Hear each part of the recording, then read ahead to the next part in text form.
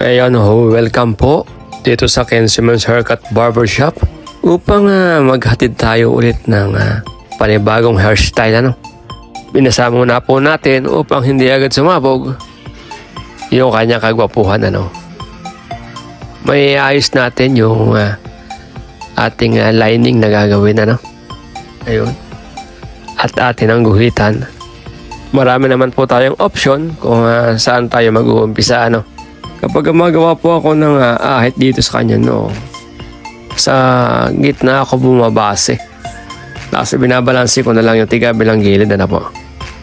Ayan, kapag po nakita natin okay na yung level niya, yung kanyang level, kung parehas ba, pwede na natin siyang ahitan para mas maklear natin.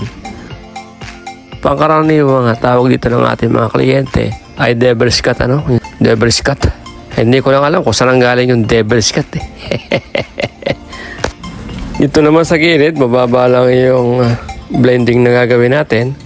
Kaya yung ginawa nating lining ay mababa lang po. Pero ang paakyat niya ay medyo dark medyo hindi siya masyado maputi. Ayun. Pinaikutan natin.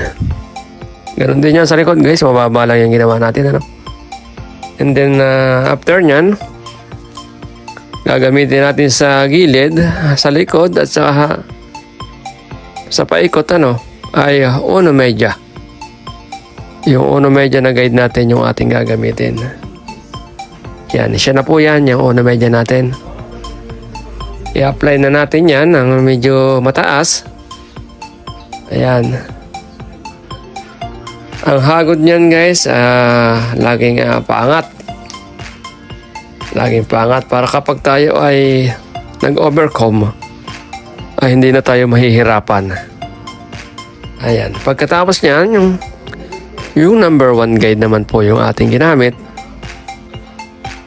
Ayun Ganon din po yan, paikot. Sinundan lang natin yung yung unang ginawa natin. Ayan. Kapag na may gatas. Siyempre, utay-utay yung baba nung guide na ginagamit. Ang kasunod niya na hindi yung 0.5 na po. May stick lang. Meron tayong 0.5 na ginagamit. Kaya hindi ko siya sinagad. Kasi nakita naman natin na may lubog. May lubog po. Kaya mas ginawa ko, hindi na natin siya masyadong pinaputi. Ayan na po. Para kasi kapag yan po ay puting-puti, kitang-kita yung niyan. Parang hindi siya magandang tignan kapag puting-puti. Kasi na-try na natin dati yan Yung mas maputi yung gilid, yung sa likod. Kaya nag-adjust na tayo. Ayan. Pero ganun pa rin yung halos yung igsi niya. Hindi lang natin masyadong sinagad yung pagkakaputihan po. Ayun. Ay di masusi nating blend na po. Hanggang sa mawala yung mga parang guhit niya. Ayan. Yung kanya pong balat kasi po, kaya may bakat na kulay putihan po. Ito po ang ating model ay isang professional cyclist.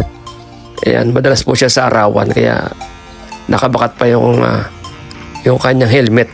Po, yun. Pero overcome naman tayo. Ayan. Jesus. Dahan-dahan lang po yun. Pagkita naman yung apply ko ng suklay, nakaangat palagi yung ibabaw. Paghagod ng ganon, nakaangat yung ibabaw. Hindi yung patulak sa buhok. Mauuka po yun. Ayan. Laging angat ng suklay po. Ayan. Ayun. Kitang-kita naman. Sabay palitadahan natin or bulihin. Ayan. Upang mas mapantay po natin yung gilid. Kailangan po yan. Ayan, pagbubuli po.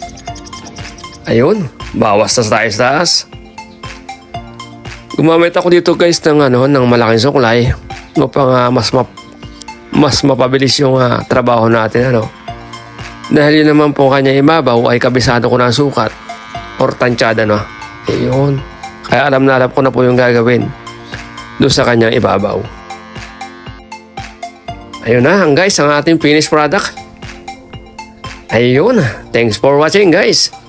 Sana nagustuhan nyo ang video ito. Ayun.